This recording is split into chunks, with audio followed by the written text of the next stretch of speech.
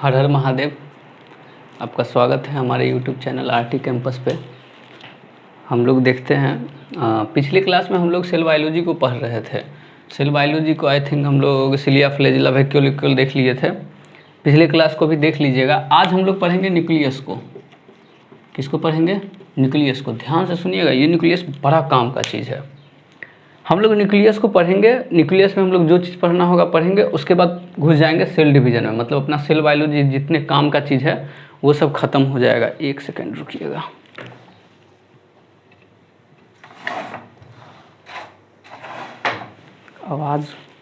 आवाज़ गूंज रहा है ना, उस आवाज़ गूंजने को हटाना है। हाँ देखिए, न्यूक्लियस को पढ़ेंगे तो न्यूक्लियस में सबसे पहला पॉइंट, इसका डिस्कवरी कौन किया? तो इसका डिस्कवरी किए रॉबर्ट ब्राउन साहब।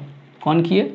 रॉबर्ट ब्राउन साहब। कब किए? 1831 में। कोई दिक्कत नहीं है। दूसरा, इसमें कुछ डाई डालते हैं। जो डाई डालते हैं ना, डाई मतलब होता है colour. Dye, DYE, dye. Dye मतलब होता है कलर। जो डाई डालते हैं ना वो बेसिक डाई होता है और इसको बोलते हैं एसीटोकार्बाइन। एसीटोकार्बाइन। कोई दिक्कत नहीं है, ये सब कोई बड़ा पॉइंट नहीं है। अब देखिए, हमको जो है बताया जा रहा है कि सेल वॉल मतलब क्या है, मतलब उसका फंक्शन कैसे है, ये कौन बताएगा? तो एक प्लांट है जिसका नाम है एसिटाबुलेरिया।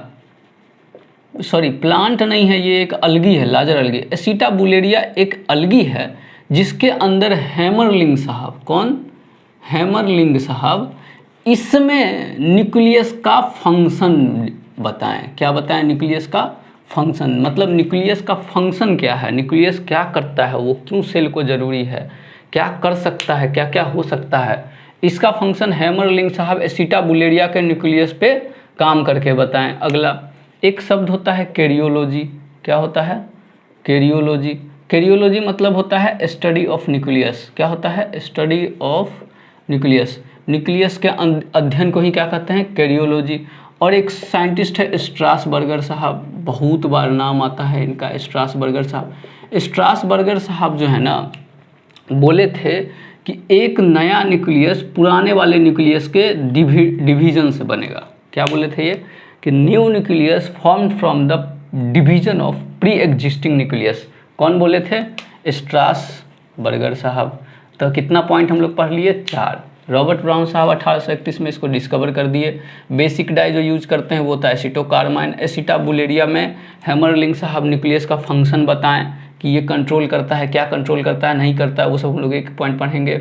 फिर एक शब्द होता है कैरियोलॉजी। कैरियोलॉजी मतलब होता है स्टडी ऑफ न्यूक्लियस। न्यूक्लियस के अध्ययन को बोलते हैं कैरियोलॉजी। और स्ट्रासबर्गर साहब न्यूक्लियस को बोले थे कि नया न्यूक्लियस पुराने वाले न्यूक्लियस के डिवीजन से बनता है। मतलब new nucleus arises from the division of pre existing nucleus. अब देखिए, ये हमारा मान लीजिए सेल, ये हमारा न्यूक्लियस, ये क्या है? सेल। ये क्या है? ये सेल मेम्ब्रेन, ये न्यूक्लियस, और इस दोनों के बीच में क्या मिलता है? साइटोप्लाज्म। साइटोप्लाज्म ये सब बता चुके हैं। अपने को ये देखना है। अब हम जब न्यूक्लियस को देखते हैं ना, तो इसको हम लोग 4 भाग में बांटते हैं। कितने भाग में बांटते हैं? 4। एक न्यूक्लियस को अध्ययन करने के लिए एक साथ मत कीजिए, उसको 4 भाग में तोड़ के कीजिए, जैसे हम करते हैं। देखिए, न्यूक्लियस का जो सबसे बाहरी परत होता है उसको बोलते हैं न्यूक्लियर मेम्ब्रेन। क्या बोलते हैं? Nuclear membrane. या उसी को बोलते हैं न्यूक्लियर लेमा। क्या बोलते हैं? Nuclear lemma. या उसी को बोलते हैं न्यूक्लियर इन्वेलप। न्यूक्लियर इन्वेलप, वही इन्वेलप जिसमें खत जाया करता है। या इसी को बोलते हैं कैरियोथिका। क्या बोलते हैं? कैरियोथिका। कैरियोथिका क्यों बोले? क्योंकि कैरियोलॉजी से शब्द आया है वो। अच्छा, कैरियो शब्द यूज ही होता है न्यूक्लियस के लिए।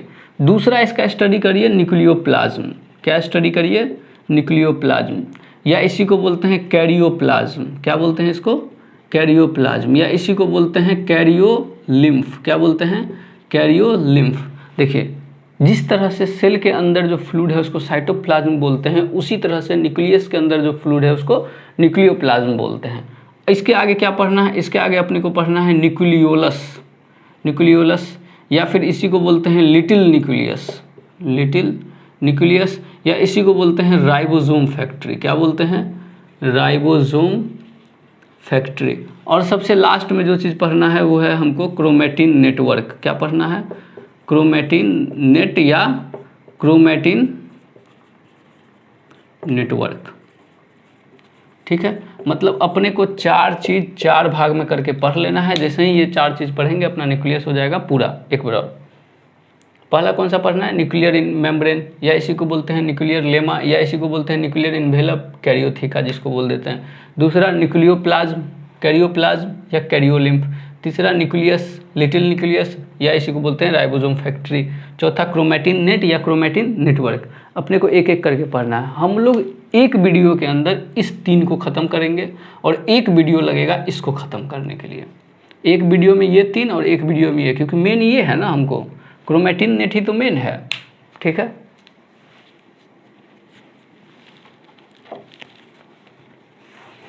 तो हम लोग पहले वीडियो में क्या ख़त्म करेंगे, न्यूक्लियर लेमा या न्यूक्लियर मेम्ब्रेन जिसको बोलते हैं।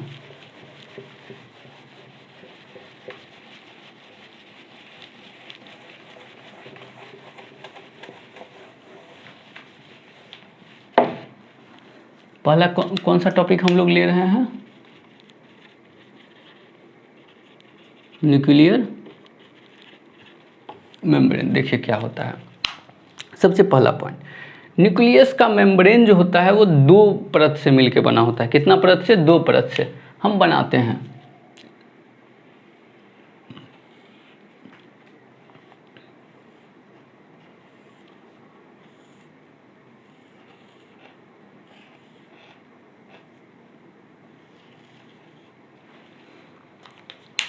न्यूक्लियर का मेम्ब्रेन कितने परत से मिलकर बना होता है, इसको बोलते हैं outer nuclear membrane, outer nuclear membrane, इसको बोलते हैं इनर न्यूक्लियर मेम्ब्रेन, और इस दोनों के बीच में जो स्पेस है इसको बोलते हैं पेरीन्यूक्लियर स्पेस। क्या बोलते हैं, पेरीन्यूक्लियर स्पेस, जिसका वैल्यू होता है 10 से 30 नैनोमीटर। नैनोमीटर मतलब होता है 10⁻⁹ मीटर।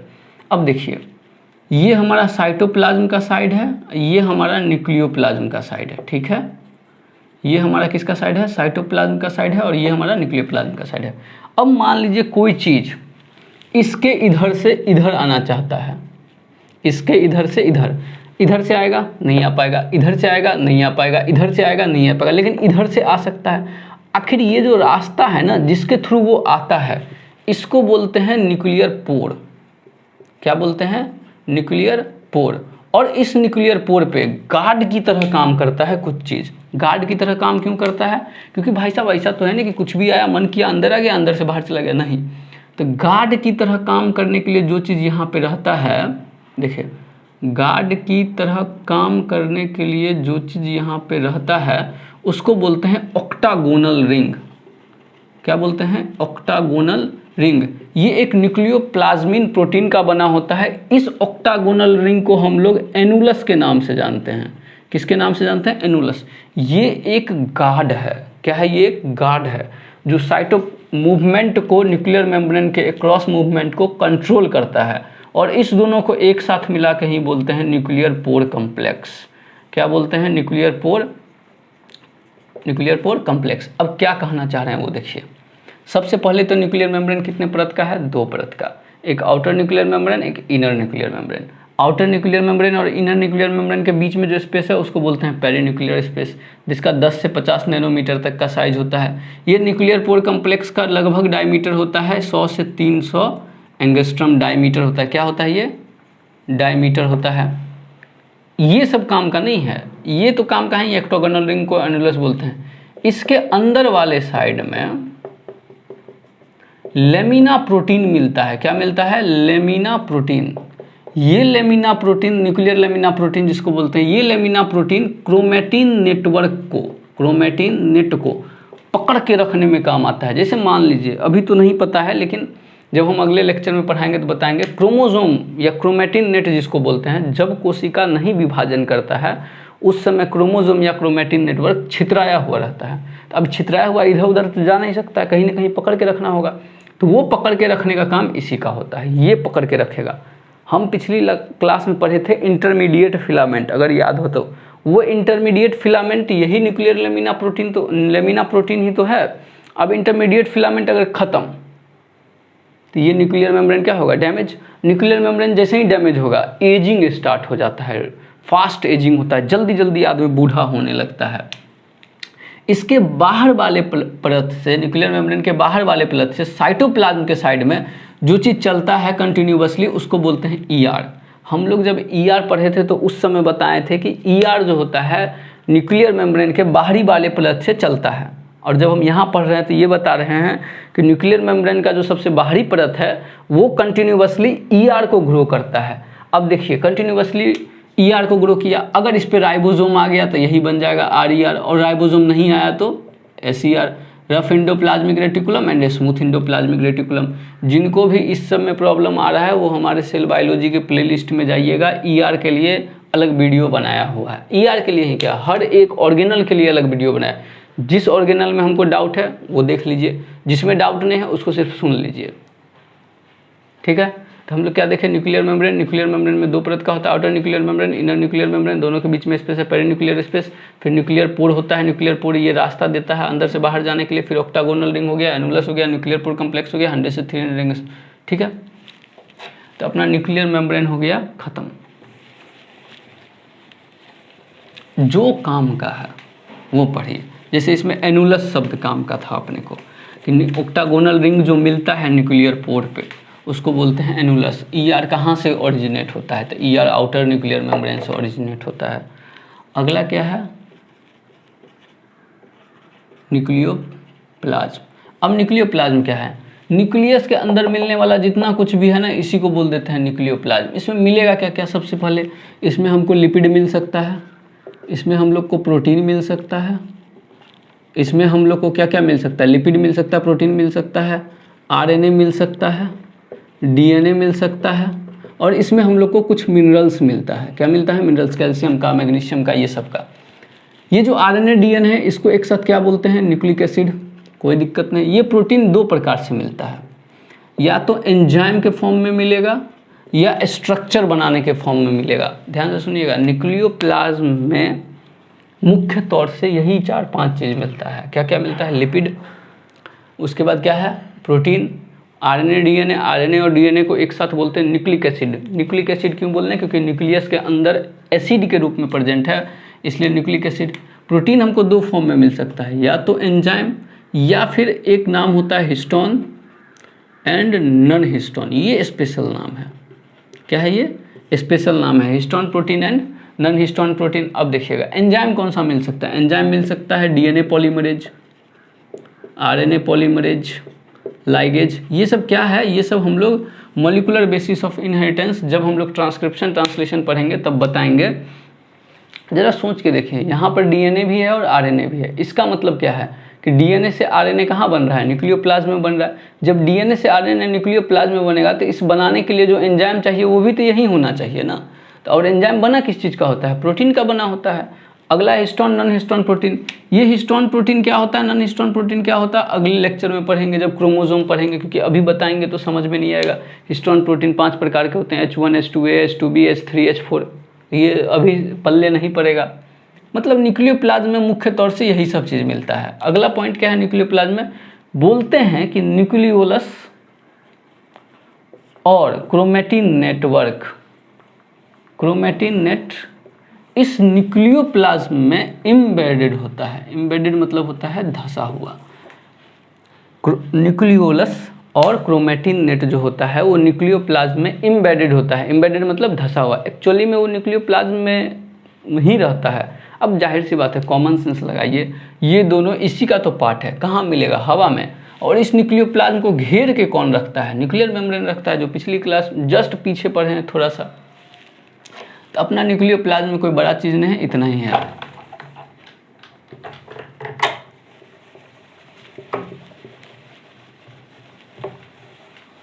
आरएनए डीएनए को एक साथ क्या बोलते हैं, क्रोमेटिन नेटवर्क, नहीं न्यूक्लिक एसिड। अब देखें न्यूक्लियोलस।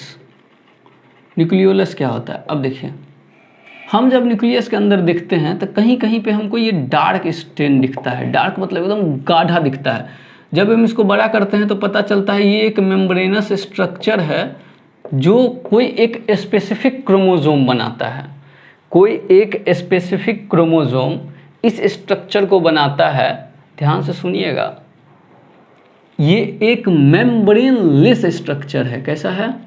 Membrane less structure. ये बनाया क्यों गया है वो समझिए। इसके आसपास जो चीज़ मिलता है उसको बोलते हैं एमोर्फस मैट्रिक्स। क्या बोलते हैं? Amorphous matrix. कोई दिक्कत नहीं, मेम्ब्रेन लेस होता है, कोई दिक्कत नहीं। अगर मेम्ब्रेन लेस है तो इसका सब कुछ कंटिन्यू किसके साथ रहेगा? न्यूक्लियोप्लाज्म के साथ। एक स्पेसिफिक क्रोमोसोम होता है जिस क्रोमोसोम में एक स्पेसिफिक क्रोमोसोम होता है जिस क्रोमोसोम में NOR मिलेगा। NOR मतलब होता है न्यूक्लियोलस ऑर्गेनाइजिंग रीजन। जैसे ह्यूमन के केस में 13, 14, 15, 21 और 22 क्रोमोसोम नंबर पे ये मिलता है।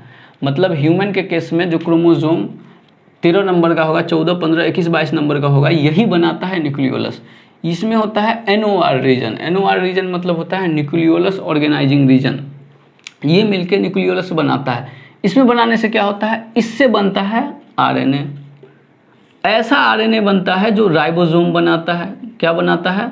राइबोसोम बनाता है। और जो RNA राइबोसोम बनाता है वो होता है rRNA। क्या होता है? rRNA। अब जरा सोच के देखिए, ऐसा इंडस्ट्री जो टॉफ़ी बनाएगा उसको क्या बोलेंगे? टॉफ़ी इंडस्ट्री या टॉफ़ी का फैक्ट्री। ऐसा जो बिस्किट बनाएगा बिस्किट का फैक्ट्री। उसी प्रकार से ये एक ऐसा स्ट्रक्चर है जो राइबोसोम बना रहा है, तो इसको क्या बोलेंगे? Ribosome factory. क्या बोलेंगे इसको? Ribosome factory. क्यों बोल रहे हैं इसको राइबोसोम फैक्ट्री? क्योंकि ये क्या बना रहा है? राइबोसोम बना रहा है। ठीक है, अगला पॉइंट। जनरली एक न्यूक्लियस में एक ही न्यूक्लियोलस होता है। मतलब एक न्यूक्लियस के अंदर एक ही न्यूक्लियोलस होता है, लेकिन ह्यूमन के केस में 5 पेयर होता है।